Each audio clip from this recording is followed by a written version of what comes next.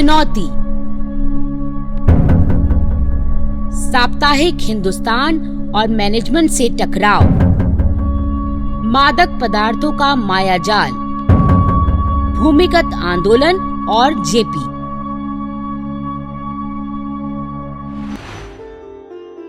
राजस्थान की कई खट्टी मीठी यादें अपने आंचल में समेटे मैं लौट आई। फिर अपने परिवेश में घर और ऑफिस की दौड़ शुरू हो गई। आपातकाल का समय था, प्रेस पर सेंसरशिप थी, रोज नए आदेश मैनेजमेंट से आते। एक दिन आदेश आया, जो कुछ भी छापा जाए वह पहले से क्लियर करा लिया जाए। किसी भी जनतांत्रिक देश में रचनात्मक कार्यकर्ताओं का कोई दल नहीं होता है, केवल जन कल्याण की भावना ही उनके लिए सर्वोपरि होती है। इसी प्रकार चिंतनशील, विद्वान, सांस्कृतिक पृष्ठभूमि के लोगों, साहित्यकारों और विचारकों को अपना मत प्रकट करने की स्वतंत्रता प्रजातंत्र को परिपक्व बनाने में मदद करती है। आपातकाल के दौरान सरकार के आक्रामक रुख के कारण तपे हुए देशभक्त जयप्रकाश नारायण, मोरारजी, चंद्रशेखर, अटल बिहारी वाजपेयी, लाल कृष्ण आडवाणी को जेल भेज दिया गया और जनहित की बात करने की स्वतंत्रता छिन गई। भीतर ही भीतर असंतोष सब जगह पनप रहा था, किंतु मुंह पर लाने का साहस कोई नहीं कर पा रहा था। मैनेजमेंट भी विवश था। ऐसी स्थिति में कुछ लोगों को मुखौटे बदलने में भी देर नहीं लगी। इंदिरा गांधी की बंसी चारों ओर बजने लगी। हिंदुस्तान टाइम्स में भी यही हाल था। फिर भी सेंसरशिप को ध्यान में रखकर बहुत मुखर होने से अपने को बचाते हुए जितना मुखर हो सकते थे उतना रचनाओं के शीर्षकों में द्विअर्थी कविताओं, द्विअर्थी संवादों के माध्यम से या विश्व की तानाशाहियों के किस्से छापकर हम किसी प्रकार कहीं न कहीं अपनी कुंठा को व्यक्त कर ही लेते थे। सरकारी नौकरियों में संलग्न ऑफिसरों की भी यही स्थिति थी। एक बार मैंने ठाकुर से पूछा, गलत आदेशों का पालन करते तुम्हें कुंठा तो नहीं होती? उनका उत्तर था, जब हम सरकारी नौकरी में आते हैं तब शपथ लेते हैं आदेशों का पालन करने की।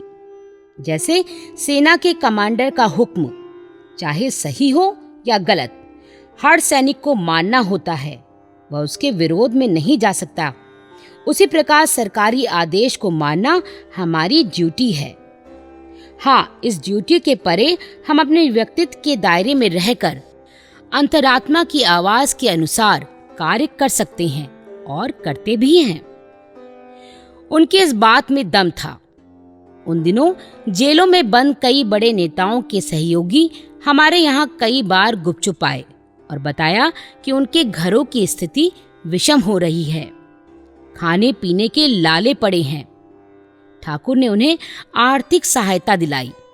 एक बार तो एक रात गुपचुप अंधकार में, जब हाथ को हाथ नहीं सूझ रहा था, करीब 2 बजे तक हम जागते रहे, क्योंकि किसी के आने का इंतजार था। दरवाजा भी खुला रखा ताकि घंटी ना बजानी पड़े। बीच बीच में बाहर झांक भी लेते कि कोई हमारे मकान पर नजर तो नहीं रखे है।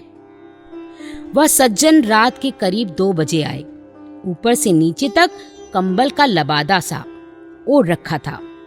कमरे में मैं थी, ठाकुर थे और वो सज्जन जो मदद कर रहे थे। ऐसी सब स्थितियों में ठाकुर केवल मध्यस्थ का काम करते थे। रुपयों को कभी हाथ नहीं लगाते थे, जिससे कहीं किसी को आशंका ना हो कि बीच में कुछ रकम उन्होंने स्वयं रख ली है। यह तो एक उदाहरण मात्र है। अपनी अंतरात्मा की आवाज और कर्तव्य की पुकार पर काम करने के और सरकारी हुक्म बजा लाने के उनके मानदंड अलग अलग थे। अन्याय के प्रति उनकी आत्मा ने कभी समझौता नहीं किया और सत्य से कभी हटे नहीं। आपातकाल के दौरान बड़े साहस का काम था प्रतिपक्ष की इस प्रकार सहायता करना। हमारे दुश्मनों की भी कोई कमी नहीं थी और कहीं से भी कोई सुराग लग जाने पर नौकरी तो जाती ही, जेल की सलाखों के पीछे भी रहना पड़ता। उस रात की मूक गवाह थी मैं। अन्याय के प्रति लड़ने में सदैव मैं उनकी संगनी रही, और शायद यही बातें थीं जिनके कारण हमारे बीच एक नया रिश्ता कायम हुआ, एक सच्चे मित्र, सच्चे राजदार, सच्चे सहयोगी का।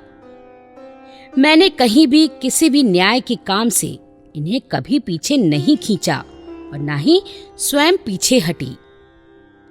हर स्थिति में कदम से कदम मिलाकर चली। आपातकाल की ही एक और बात याद आ रही है। उस समय इंदिरा जी और संजय गांधी के प्रति आस्थावान लोगों का एक छोटा सा दायरा बन गया था। R.K. धवन और यशपाल कपूर, जो हमारी कॉलोनी रविंद्र नगर में ही रहते थे, उनके साथ कुछ ज्वाइंट सेक्रेटरीज और सेक्रेटरीज का एक अंतरंग सर्किल सा बन गया था। अक्सर डिनर पार्टीज होती थी जिनमें बहुत अंतरंग लोग ही जाते थे। ऐसी ही एक पार्टी में जाने का हमें भी मौका मिला। प्रत्यक्ष कर बोर्ड के अध्यक्ष मेहता जी के माध्यम से जब हम पार्टी में पहुंचे तो हमने देखा कि वहां खूब शराब चल रही है। जिन अधिकारी महोदय के घर पार्टी थी वो सज्जन जैन धर्म को मानने वाले थे, पक्के शाकाहारी और शराब कबाब से कोसों दूर रहने वाले। फिर भी आपातकाल की महिमा, उन्हें दोनों चीजों का प्रबंध करना पड़ा। सब एक दूसरे को पीने के लिए मजबूर कर रहे थे। वो अधिकारी महोदय बेचारे करते भी क्या, और आगे प्रमोशंस के लिए या मालूम नहीं क्यों, किस मजबूरी के तहत उन्होंने पार्टी तो रख ली, परंतु उस पार्टी में शराब ना पीने वाले केवल 2 ही व्यक्ति थे, ठाकुर और जैन साहब। जैन साहब की पत्नी बहुत भुनभुनाती रही कि पहली बार उनके घर में ऐसा हो रहा है, पर करती भी क्या, आपातकाल जो था। कादम्बिनी में मैं सहायक संपादक पद पर आई थी। वहीं पर मेरी पदोन्नति हुई थी और मैं संयुक्त संपादक हो गई। संपादक थे राजेंद्र अवस्थी, जो टाइम्स ऑफ इंडिया में उन दिनों सारिका में थे जब हम बंबई में थे। वैसे तो अवस्थी जी का व्यवहार मेरे प्रति बहुत अच्छा था, किंतु कभी कभार बेकार की बातों को लेकर उलझ पड़ते। मेरा पूरा सहयोग कादम्बिनी की प्लानिंग और उस प्लानिंग को कार्य रूप में परिणत करने में रहता था। मेरे सुझाए हुए कई स्तंभ तो आज तक चल रहे हैं। मेरे लेख धर्मयुग में छपते थे। धर्मयुग का अपना मुकाम था, वहां लेख छपना प्रतिष्ठा की बात मानी जाती थी। पाठक संख्या भी अधिक थी। शायद अवस्थी जी को यह बर्दाश्त नहीं हुआ कि मेरा नाम चर्चित हो। उन्होंने मैनेजमेंट को सुझा दिया कि संस्थान से बाहर की पत्र पत्रिकाओं में छपना गलत बात है।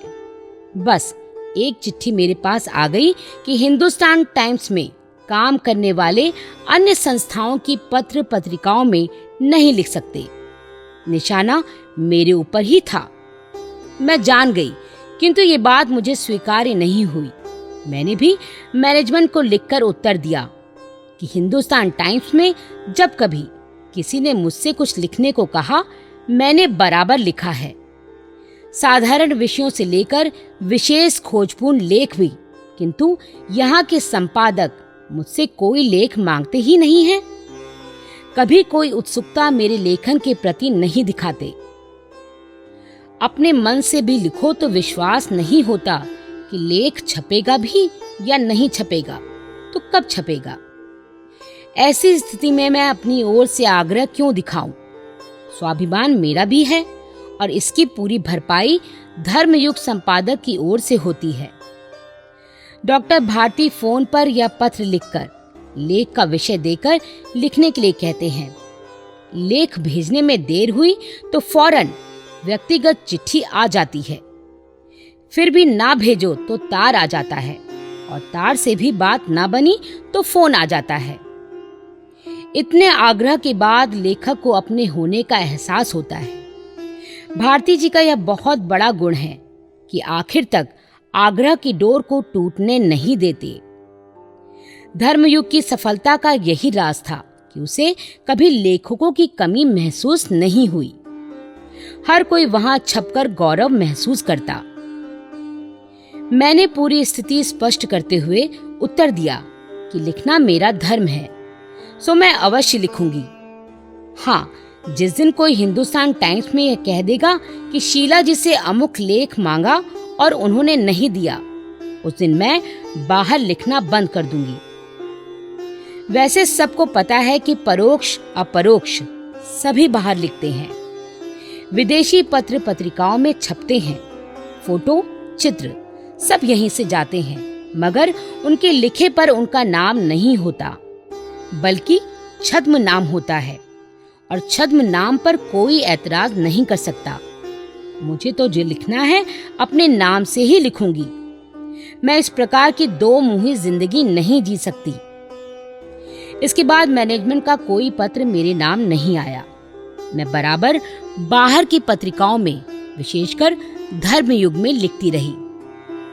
ऐसा भी नहीं था कि कादम्बनी में बिल्कुल नहीं लिखती थी। बहुत लेख लिखे, खोजपूर्ण, सांस्कृतिक, सामाजिक विषयों पर। राजनीतिक लेखों पर सेंसर की कड़ी दृष्टि थी, इसलिए सामाजिक विषयों पर केंद्रित रही। उस समय की एक घटना मैं अभी तक नहीं भूली हूँ। मेरा बेटा अमित सेंट कोलंबस स्कूल में पढ़ रहा था। अक्सर उसे स्कूल से लेने ठाकुर जाते थे। ठाकुर का दोपहर में लंच होता था और उसी समय अमित की छुट्टी होती थी। कभी कभी मैं भी ठाकुर के साथ चली जाती थी। ठाकुर गाड़ी पार्क करते और मैं उतरकर बच्चों को देखती। पास ही के स्कूल जीसस एंड मेरी कॉन्वेंट में बेटी भी पढ़ती थी। एक दिन मैं कार से उतरकर बच्चों का इंतजार कर रही थी। 10वीं 11वीं कक्षा के 2-3 छात्र आए और पास में खड़े आइसक्रीम वाले से धीरे से बोले, जरा 2 रुपए की मस्ती देना। मैं चौंकी। अरे, अभी तक क्वालिटी आइसक्रीम का नाम सुना था, यह क्या कोई नई आइसक्रीम निकली है? मैंने अपने कान उधर ही लगा दिए। आइसक्रीम वाला पूछ रहा था, किस किस्म की भैया? एक ने पूछा, मतलब?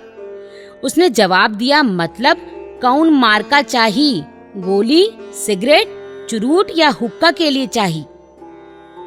लड़का कुछ उत्तर देता, उसके पहले ही आइसक्रीम वाला बोला, ले ओ भैया, यह का ले जाओ, यह कौनो नई चीज आई है, गेहूं के दाने जैसी छोटी पर कमाल का रथ है, हल्की मगर गहरी, जैसी मस्ती तोहका चाहिए सब मिली है।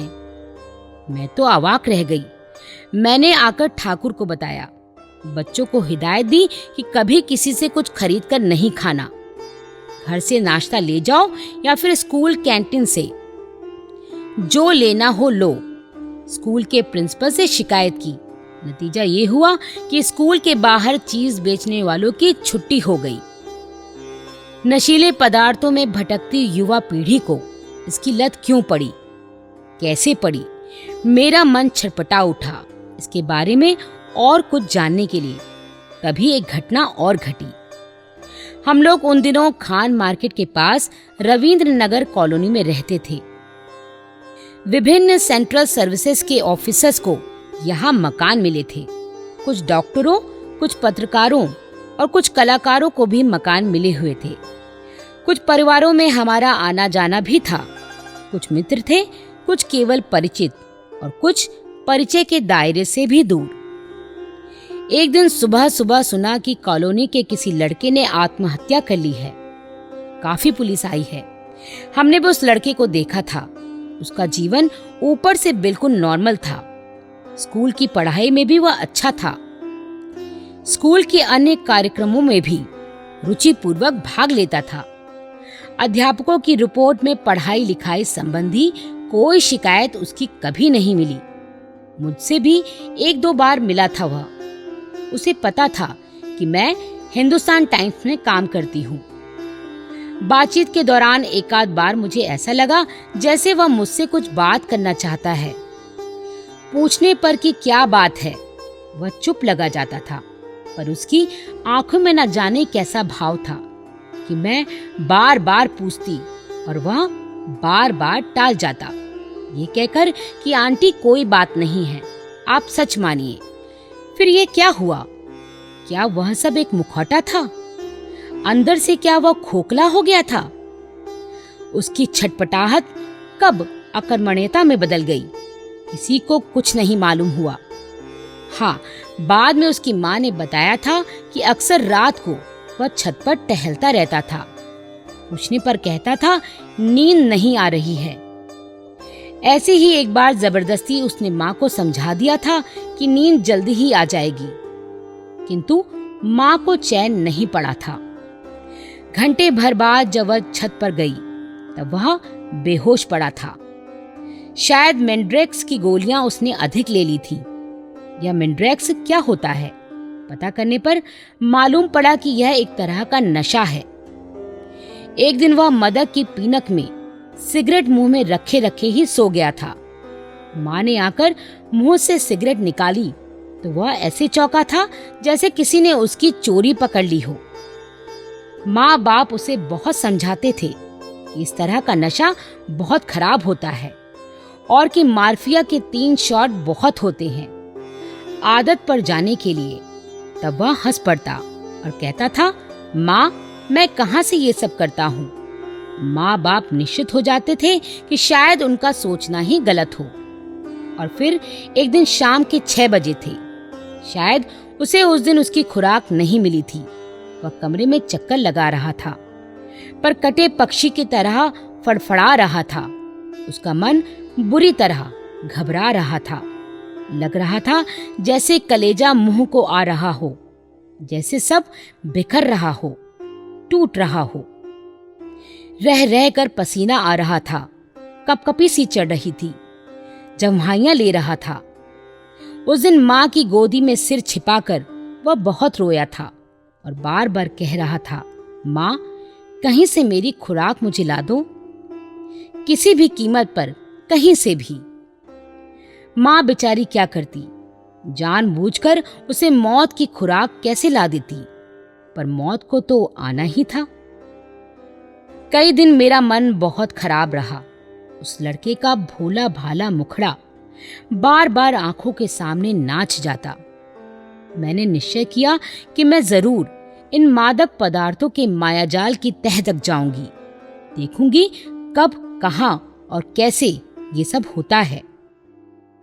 15-20 दिन चक्कर काटने के बाद पाया कि किसी संकरी पतली गली में या चौड़ी सड़क पर पेड़ के नीचे बैठे पनवाड़ी की दुकानों, चाय और कॉफी के स्टॉलों और कभी कभी किराने की दुकानों तक में दिन के उजाले और रात की मध्यम रोशनी में यह भारी मुनाफे का व्यापार बेरोक टोक चलता है। मादक पदार्थों का सेवन करने वाले सभी युवकों का कहना था कि इसके लिए बहुत कुछ जिम्मेदार है।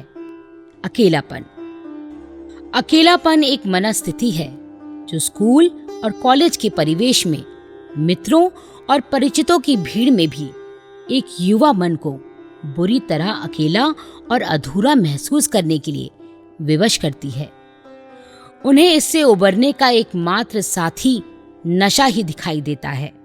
वो सोचते हैं कि यही तो एक है जो मेरा है, बाकी सब बेकार, सब झूठ। मुझे उन लड़कों से बात करते करते हिंदी के प्रसिद्ध गीतकार रमानाथ अवस्थी की वह पंक्तियां याद हो आईं।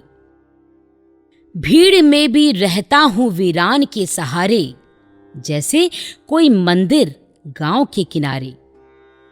अकेलापन युवा मन को क्यों सताता है? सब कुछ होते हुए भी क्यों लगता है कि सब बेकार है, मेरा कोई नहीं है, किसी को मेरी परवाह नहीं, कोई मुझे प्यार नहीं करता। ऐसे क्षणों में जीवन निरर्थक, एक बोझ लगने लगता है।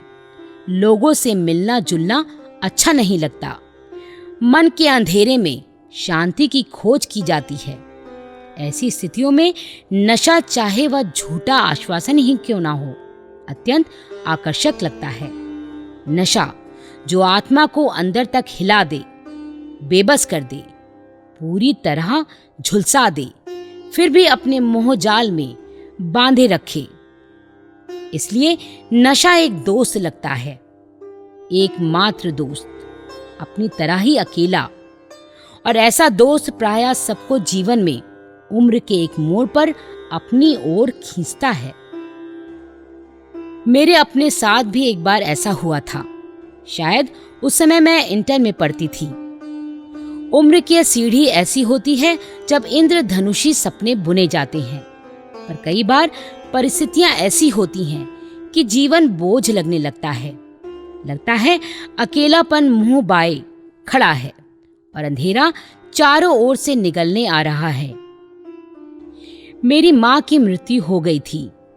घर में 2 बड़े भाई और 4 छोटे भाई थे।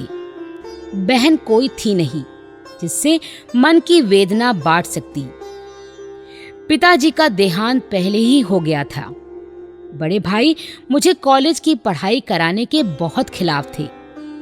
कभी कभी मन में आता, इस जिंदगी का क्या फायदा, क्यों ना इसे खत्म कर दूं। जहां कोई भविष्य ही नहीं है, चारों ओर बंद दरवाजे हैं, वहां जीने का क्या अर्थ।